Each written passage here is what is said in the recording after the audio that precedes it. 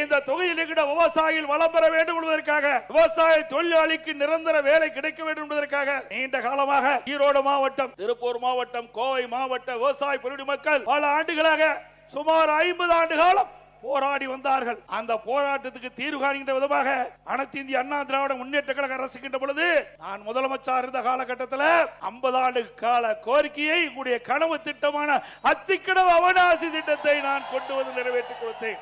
இந்த கோபி சட்டமன்ற தொகுதியில் மட்டும் இந்த திட்டத்தின் மூலமாக 30% பயன்பெறுகின்றார்கள் விவசாயிகள், விவசாய தொழிலாளிகள். அற்புதமான திட்டம். சுமார் 1652 கோடி முழுக்க முழுக்க மாநில நிதியில் இருந்து இந்த திட்டத்தை செயல்படுவதற்கு அறிவிக்கப்பட்டேன். யாருடைய உதவியும் நான் கேட்கவில்லை.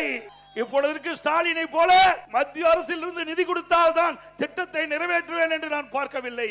இருக்கின்ற நிதி, மாநிலத்தில் இருக்கின்ற நிதி, விவசாயிகளுடைய பிரச்சனை, விவசாய தொழிலாளர்களுடைய பிரச்சனை, நீண்ட காலமாக போராடி வருகின்ற அந்த மக்களுக்கு தீர்வு காண்கின்ற விதமாக, அவருடைய கனவு பலிக்கின்ற விதமாக அனைத்து இந்திய அண்ணா திராவிட முன்னேற்ற கழக ஆட்சியிலே அத்திக்கடவு அவனாசி திட்டத்திற்கு நானே நேரடியாக வந்து அவனாசியில் அடிக்கல் நாட்டினேன்.